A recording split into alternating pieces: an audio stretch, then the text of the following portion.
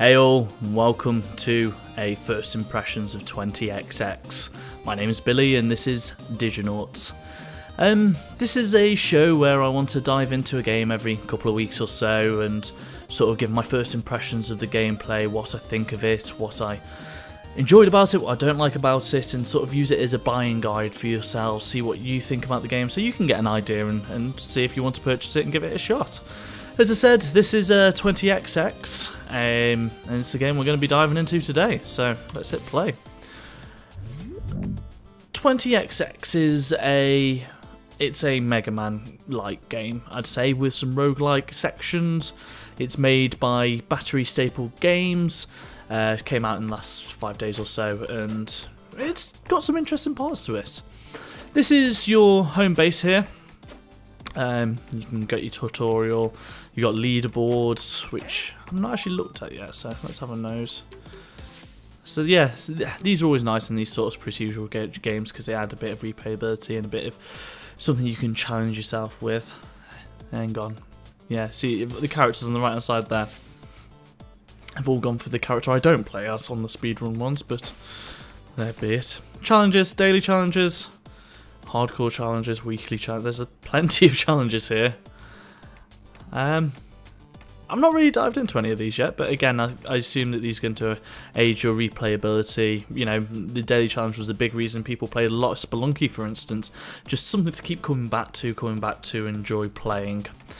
Next, I want to have a look at the game setup. It's got multiplayer, local only. Oh no, you can find a game as well. Not something I actually looked into doing, which is interesting for a game of this type. You wouldn't think it would have online multiplayer, but no, props to it, it does. And if that's something you want to jump into, you can do. I'm going to struggle to test it right now, so I won't be able to show you that, but that's something for you. Just let you know it's untested. You've got two characters here. You can play as Nina, who is your Megaman type character. You've got a shoot, charge, dash, jump, and when you jump at the end of your dash, you jump further. And then you've got Ace here, who is your ninja type character. Got a blade, charge blade, and then the same dashing capabilities as Nina. So they're your characters, that's your section for play. Let's jump into the progression system here. As you do runs, you will get something known as soul chips, and these soul chips can be used to buy various things here. You can buy item unlocks. These are unlocked so you can find them in future runs. You know, pickups a la Spelunky. No, Spelunky didn't do that, did it? No, it was Rogue Legacy would be. Not even Rogue Legacy did that. Rogue Legacy did the upgrades, which is this here. So these are bits and bobs that, you know, I can buy. Something that at the beginning of every run it will drop a primary chest. Unfortunately I don't have any other things, and the other things I've got have been permanent health upgrades, permanent energy upgrades. But going back to the item unlocks, these are things that say will drop in the level. It'll be something like enemies, an item which will be either dropped from a boss or somewhere you can fight in the level. It will allow, as it says, enemies to drop more energy. Level start. That's more your Binding of Isaac, allowing yourself to upgrade yourself as you go. And then here's a few bits and bobs you can buy just as you can use it in one run only. So I tend to see this as hey, I've got a couple of soul chips that I can't, soul chips that I can't use on elsewhere. I can't afford anything else that's permanent, so I'll grab something like this. It's going to help me in my next run, help me do a little bit better there. You can buy tokens. You can find tokens in levels. That's for a gambling game in it. And this is your lovely cat, I can't remember his name. So let's jump into a round. You've got 3 difficulties. You've got Reverend, which is the easiest difficulty. I don't think the gameplay is actually any easier. I've played probably half on that and half on normal. But you gain 3 lives, so you've got a bit of room to breathe and you can get used to the game a bit more there. I've been playing on normal recently. Seems like a fairly normal difficulty, for want of a better word. Defiant, we'll dive in that at the end because I've not actually looked at that yet, but we can have a look and show you. So let's jump in on normal and show you what the game's about. So straight away we've got one of the harder enemies. He's flashing, and he does drop some of these soul chips, which we can use in between. So you can see the similarities to a Mega Man. It's sort of go through a level, there are platforming sections with enemies. You've got various different types of enemies, ranged and close, and oh, that's the other thing you've got as well, a wall jump. I didn't mention. And in all honesty, it's some very classic platforming.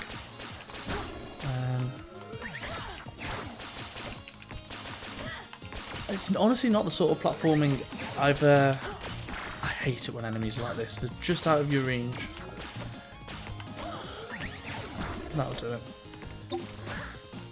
Now, my first impressions when it comes to a roguelike is they're usually quite difficult, and the fun of them is a constant replayability to get better and experience more of the levels. For instance, I think the first couple of times I played Isaac, I only ever got to the first level, and then I learned something from that and got a bit further. Spelunky. I thought I'd go then. Spelunky, I only ever got to the jungle after like 5 hours of gameplay, which is not even that far into that game. This is something else you can come across in these levels. Yeah, and the gameplay's not too difficult in this game. It is like a normal game, more so.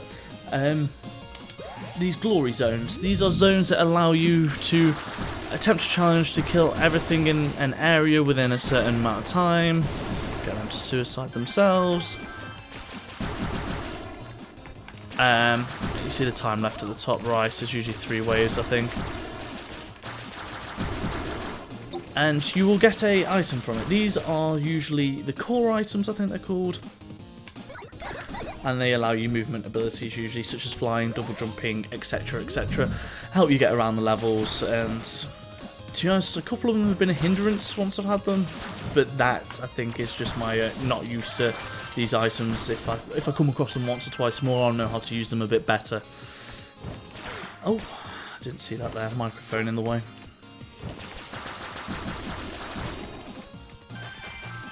So yeah, you'll probably notice that, as I say, the gameplay, there are reasons that I draw similarities to a Mega Man, but there are bits and bobs of other games within it. I suppose that's the other thing I can talk about. The enemy design is as you would expect, and that's when I'm talking about gameplay things. When I talk about their looks, to be honest, the aesthetics of the clear cut, the crisp, but I wouldn't necessarily say it's something that I'm usually I have particular appeal to. You know, if you go back to the Mega Man X games, I messed up. I'm messing this up left, right, and centre. Let's go back this way. I can't, can I? That'll do. I always find that it's a problem with this game being sort of a roguelite and not a level-based or health-based system, is I will find that I'll get trapped in situations where I'm expending a lot more health than I want to. Buy some health here. And as you would expect, at the end of every level there is a boss. Boss design, again, the looks of them, I don't really care for this look and style. It's probably a touch simplistic for my liking, but it gets across the information it needs to. It's not too busy, it's not too distracting. I know what I need to be dodging and what I need to be jumping into, so it serves its purpose, it serves it well. The animation does remind me of a Rogue Legacy. It's got a similar sort of animation style. I couldn't tell you what the process of making that would be, but it is reminiscent. Let's get this guy down. I fought him a couple of times already, so... Oh. It's one thing I have to say, none of the bosses have given me too much trouble, which has never been the case for a roguelike normally for me. Normally, if I think about... The one I've got the most history in it is... Binding of Isaac, hence the constant comparisons. I remember even beating, I think, is it like one of the basic worm enemies in that. Took me 2-3 times. But yeah, beat him. You'll get a drop at the end of it. This is a drop I've only just started discovering, and it's an attack power up and power damage down, which I'm always a fan of, something that's a bit of a choice between a positive and a negative. At the end of the level, you get to choose either the boss's weapon, some nuts, which is your money, or a life extender. I'm going to go for the boss's weapon, which is that. You can also get this chest here, which appeared. See from the bottom left, I had 28 seconds left. If I beat the level within that time period, that allows me to get this, which is a benefit. And some soul chips. At the end of a level, you will come to 3 teleporters, like so, and be able to pick your next level. The level will be procedurally generated, but you can see at the top which boss you will be fighting. So you'll be able to make choices such as, I like this guy's ability, I want to use that, or I like this guy's ability and I want to use that. To be honest, I don't really care for any of them, but I'll quickly dive into one of these levels just to see if it's got a bit of level variety to show you. No, this is exactly the same as the last one, isn't it? I'm going to jump out at this section so I can jump in with another character and show you the differences with that. Spend some of my soul chips and also have a little discussion about the procedural generation. So I can either afford a helmet that will drop, which will allow me to draw in pickups when I charge, or enemies drop more nuts. That seems like that might be useful. We'll grab that. I always do question with these games of sometimes you're going to be buying items that mean you lower the probability of items shown just by having more items, but items that are actually going to be weaker overall. But it does have a nice little section where you can see all the items you've had. Got the enemies and the bosses there. But yeah, I'll quickly have a run of this character and show you what this can do. We'll play on normal again. You see, it's not too difficult at this stage. So yeah, I suppose the biggest difference that this game has is the procedural generation. I don't think I've seen a Megaman-esque game. There might be one or two out there with the procedural generation in it. And that is probably its USP, or unique selling point, as people in the industry would call it. And basically, if you think about procedural generation, the thing it is trying to sell you is infinite gameplay. It's your Radiant quests in Skyrim, it's your Binding of Isaac's daily challenges. You see the YouTubers who have put hundreds and hundreds of hours into this because there is valid content to be continuing to play. Now, the question I sort of want to ask is, so the idea is infinite gameplay. Is that shown in this game? And does that benefit this style of game? And, well, what's this? Oh, yeah. So after a charge, I do more damage.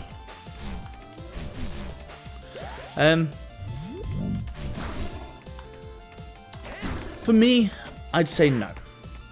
And that's not to say that the procedural generation won't be beneficial to everyone in this sort of game, but for me, it's not. So let me explain. I have played this game for around 2 hours now. So not a huge amount, but enough to get an idea of what the game's about. I am already coming to the stage where I feel like it's had everything. I've seen everything it shows to offer. So if you go into here, it gives me a handy little database of things. Obviously I haven't seen every item, but there's only a third more of items to find. And now this isn't like a Binding of Isaac, where you find an item and it completely changes your run. Or you find 2 items that you've never combined before, giving you a completely new thing. So you're not constantly adventuring. All the items are just little benefits, little upgrades that are good, but they're not game-changing. Even the cores, which are more game-changing, I found nearly all those. Obviously, there could be more in the game that once combined together could do that, but in 2 hours, I think within 2 hours of Binding of Isaac, I'd already, yes, beat the game, but that was because I'd already got a weird combination together that would just allow me to absolutely steamroller it. I've seen all the enemies. There is no more enemy variation for me to see. There is no more things to test, pit my skills against. I've already, sort of seen everything it has to offer in that. And yes, the enemies are good, but there isn't the variety. And the same with the bosses. I've already beaten the vast majority of the bosses in the game, and that's in 2 hours. Now, I want to dive into some of the challenge stuff in a bit, because I think there could be some variety and some more of the interest of the game found in those sections. But as just a general core game, I've already seen a lot of it. Which then you say, hey, the procedural generation solves that, but it doesn't in this case, because I don't have the item variation like I do in a Binding of Isaac. Okay, I don't have an enemy variation. I don't have the difficulty of a Spelunky. Something to really make myself have a challenge against, even though this is proving to be nice and fun. So what does the procedural generation grant me? Okay, then it grants me infinite gameplay. I've got infinite levels technically. Well, I've seen a lot of what these levels have. Fuck's sake. I've seen what a lot of these levels have to offer in items, enemies, and bosses. This is doing my tits in. It's a problem with playing the close combat character, even though he seems to be getting the fastest runs. So, let's say infinite gameplay. Well, then I'm not getting that, am I? I hate this boss, especially as this character.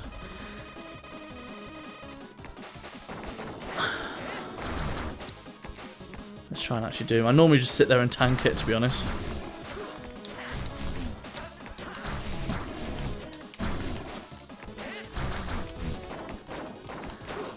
Sorry, just a moment of concentration. Definitely want to take out these guys, take out that. And then spitting out those bullets, which we're going to have to dodge through. Beautiful.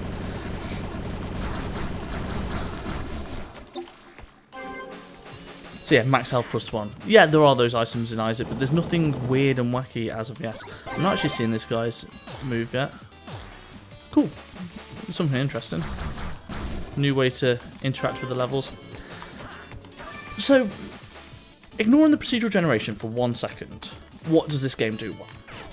The platforming is great, it is fantastic, it is actually really entertaining to play. It has those moments that you want from a platformer, where you have the perfect level of concentration. You get to a flow state where things are moving at a pace that is enjoyable.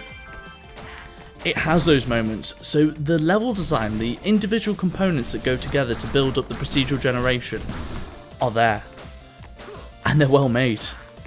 And that just leads to me thinking, I sort of wish that I just had a game that was just a linear Megaman game created by this gentleman, because I think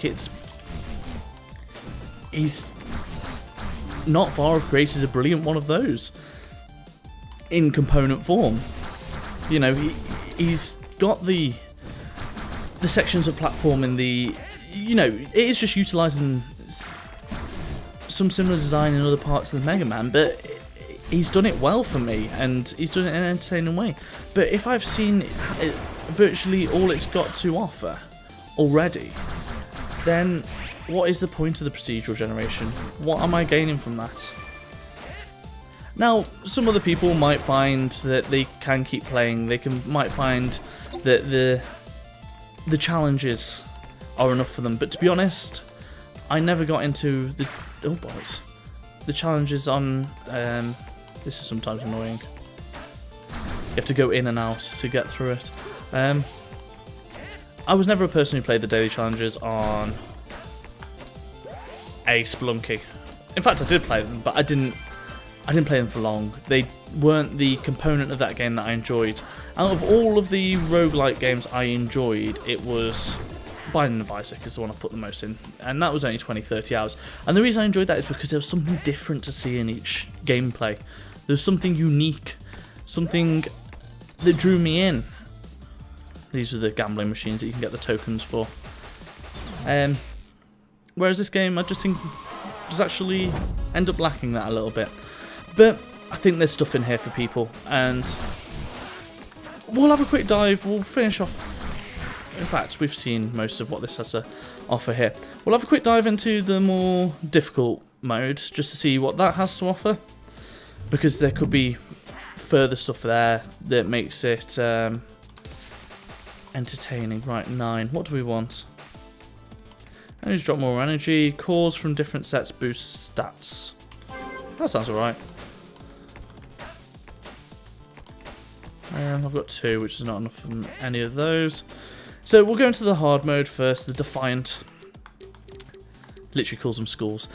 I've always liked modifiers, difficulty modifiers in games. I think they're brilliant in Transistor, Bastion, Halo, all of them. So what modifiers have we got in here? I like it when it's risk-reward, personally.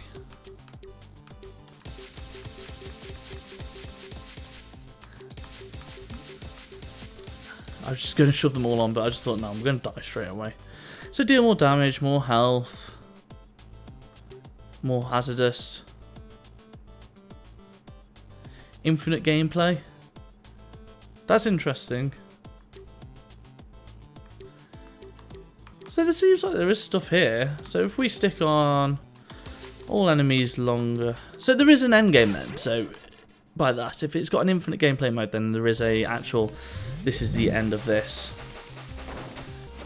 Are the enemies actually hitting harder, or am I taking more damage? Doesn't appear so. But these moments like of platforming, especially these levels, I think are excellent, because it has you looking ahead at what you need to be doing, and also looking at what enemies are there, how you're going to clear them out. There's an enemy type in here that drops down above you, so you want to sort of avoid going underneath him and manage to try and take him out. So these are some of them. You've got the ones that do the little laser like that, and there's some that do a larger laser. And all the while this can be happening on platforms that are jumping up and down with no pit, with a pit underneath you. And the pit's not as challenging as a Megaman, because it doesn't kill you instantly. You just take damage for it. But yeah, this just seems to be similar difficulty. And those moments are fun. But I just don't see what's gained from the procedural generation, because I've seen the content of this game now. But then people might enjoy that. You know, let's... Daily Challenge Hardcore. Ah, it's got flavours on it. Awesome as well. Cool. Because that then makes it, you know, an interesting different game each time you're playing. You can test your skills against it, so that actually gives a level of depth to it that people might enjoy. Personally, I don't play these games for that. I'd rather have a different run each time in items. I'd rather have a different run each time with a different tile set behind. Call me old-fashioned. I'm just getting to the stage now where I kind of like an end to my games. Often, anyway. But yeah, that's 20XX. That's what I personally feel of it after these couple of hours that I put into it. And there's not to say that there isn't more here for someone else. This is just my feelings on it personally. I have been Billy, and this is Diginauts. Take it easy.